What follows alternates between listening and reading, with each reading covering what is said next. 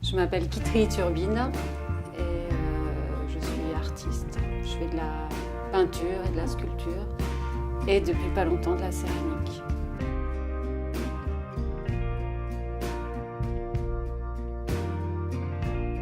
This is the girl for whom all tears fall. Petite, je ne pensais pas qu'on pouvait en faire un métier, mais j'adorais créer des objets, coudre, je me fabriquais des poupées, je fabriquais des petits films sur des bandes de papier comme ça. Puis j'avais un frère d'un côté, une sœur de l'autre, ils déroulaient le film et puis moi je faisais le scénario.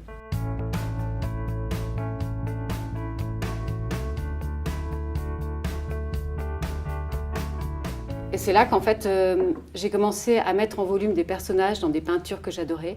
Je les sortais de leurs deux dimensions pour les mettre en scène, donc en terre, et je les remettais en scène. Donc c'est un peu pour donner une seconde vie à ce personnage qui existe sur la peinture, en fait. C'est comme ça que je faisais ça au départ. Jusqu'à ce que j'expose, par exemple, cette sculpture de Luciane Freud que j'avais faite à partir d'un tableau, et qu'un ami me dise « Mais pourquoi tu ne ferais pas ça pour les aveugles, en fait ?»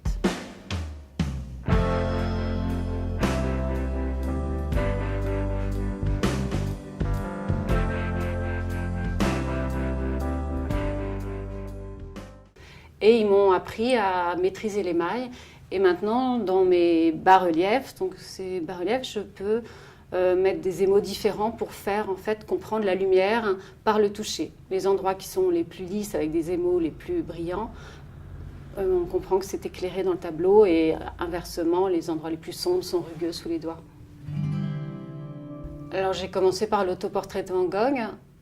Dans le cadre de cette formation, j'ai pu aller le mettre en situation dans le musée d'Orsay. Donc on a l'original et puis mon bas-relief. Et j'ai demandé à une femme malvoyante de venir, en fait, tout ce qu'elle n'arrive pas à saisir sur le tableau, elle le complète par le toucher. Quel souci là dans son front. On voit les rides là sur son... Ouais. On les voit sur le tableau aussi. Ouais, tout à Oh là fait. là. C'est pas seulement des maquettes, c'est pour aussi donner des émotions, parce que c'est un matériau noble, la céramique, c'est quelque chose qui plaît aussi à un plus large public. C'est ça qui m'intéresse aussi. C'est pas uniquement pour les aveugles, c'est pas uniquement des maquettes bien faites, c'est aussi une sorte d'autre œuvre pour faire comprendre la première.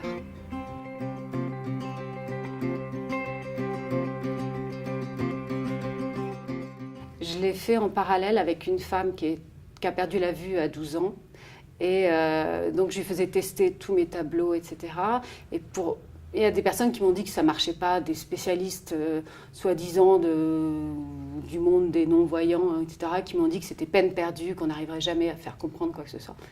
Mais elle, je lui ai demandé en fait de me redessiner ce qu'elle avait touché. Et quand j'ai vu qu'en fait, elle avait compris la composition du tableau. Elle arrive à redessiner en s'aidant de la pression du crayon dans le papier.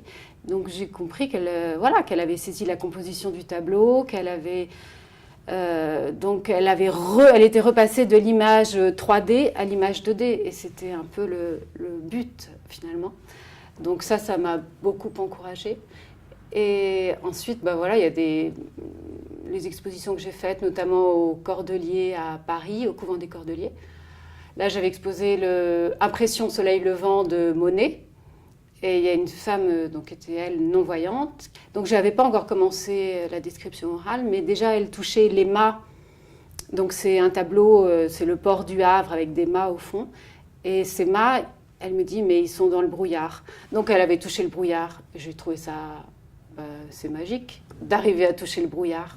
C'est pas à la portée de tout le monde, quoi.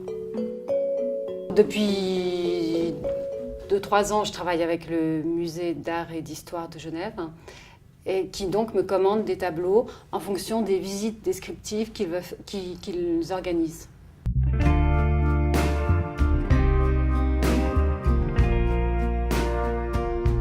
J'adore ce travail d'interprétation en 3 dimensions, qui est très contraignant parce que je dois respecter le peintre, en fait, pour le retranscrire. Et puis, je dois vraiment le faire de façon à ce que ce soit compréhensible par le toucher. Je suis arrivée en fait au bout de ce projet et puis maintenant j'ai appris que tous ces bas-reliefs que j'ai déjà faits vont être exposés de façon permanente à côté des œuvres dans les musées et c'était ça le but du départ en fait. Parfois on me dit que mes bas-reliefs sont plus beaux que les peintures originales.